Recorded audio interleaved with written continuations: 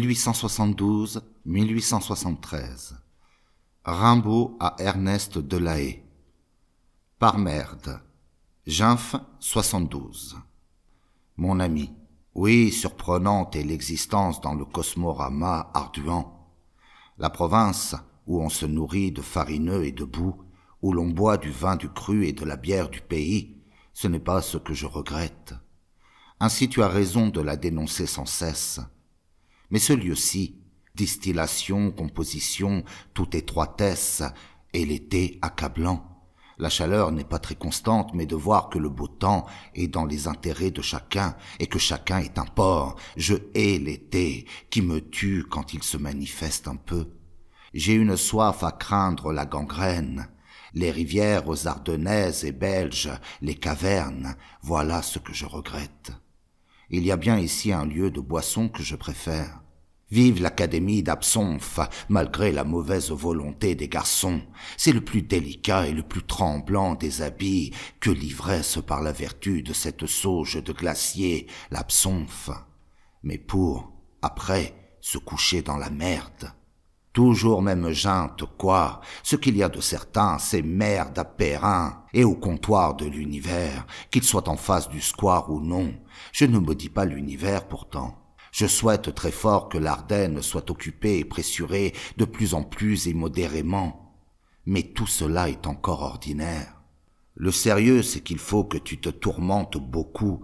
Peut-être que tu aurais raison de beaucoup marcher et lire. Raison en tout cas de ne pas te confiner dans les bureaux et maisons de famille. Les abrutissements doivent s'exécuter loin de ces lieux-là. Je suis loin de vendre du baume, mais je crois que les habitudes n'offrent pas des consolations au pitoyable jour. Maintenant c'est la nuit que je travince. De minuit à 5 heures du matin. Le mois passé, ma chambre, rue Monsieur le Prince, donnait sur un jardin du lycée Saint-Louis. Il y avait des arbres énormes sous ma fenêtre étroite. À 3 heures du matin, la bougie pâlit. Tous les oiseaux crient à la fois dans les arbres. C'est fini. Plus de travail. Il me fallait regarder les arbres, le ciel, saisi par cette heure indicible, première du matin. Je voyais les dortoirs du lycée absolument sourds, et déjà le bruit saccadé, sonore, délicieux des tombereaux sur les boulevards. Je fumais ma pipe marteau en crachant sur les tuiles, car c'était une mansarde, ma chambre. À 5 heures, je descendais à l'achat de quelques pains. C'est l'heure. Les ouvriers sont en marche partout. C'est l'heure de se saouler chez les marchands de vin pour moi. Je rentrais manger et me couchais à 7 heures du matin, quand le soleil faisait sortir les cloportes de dessous les tuiles. Le premier matin en été et les soirs de décembre, voilà ce qui m'a ravi toujours ici. Mais en ce moment, j'ai une chambre jolie, sur une cour sans fond mais de 3 mètres carrés. La rue Victor-Cousin fait coin sur la place de la Sorbonne par le café du Barin et donne sur la rue Soufflot, à l'autre extrémité. Là, je bois de l'eau toute la nuit. Je ne vois pas le matin, je ne dors pas, j'étouffe, et voilà. Il sera certes fait droit à ta réclamation.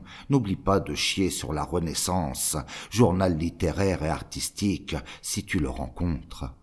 J'ai évité jusqu'ici les pestes d'émigrés Caropole Merdès et merde aux saisons et colrage. Courage. A.R. rue Victor Cousin, hôtel de Cluny. Rimbaud à Ernest de La Haye. Laïtou, Roche, canton d'Attigny, mai 1873. Cher ami, tu vois mon existence actuelle dans l'aquarelle ci-dessous. Ô nature!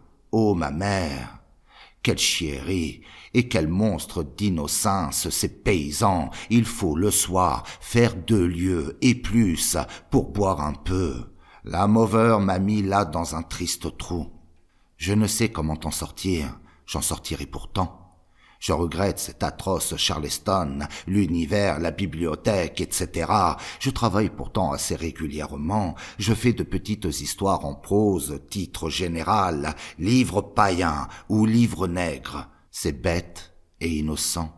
Oh, innocence, innocence, innocence, fléau! Verlaine doit avoir donné la malheureuse commission de parlementer avec le sieur Devin, imprimeux d'une Aurès. Je crois que ce Devin pourrait faire le livre de Verlaine à assez bon compte, et presque proprement. S'il n'emploie pas les caractères emmerdés d'une Aurès, il serait capable d'en coller un cliché, une annonce. Je n'ai rien de plus à te dire. La contemplostate de la nature m'absorculant tout entier. Je suis à toi, ô nature, ô ma mère.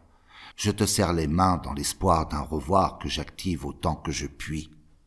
R. Je rouvre ma lettre. Verlaine doit avoir proposé un rendez-vol au dimanche 18 à Bouillon.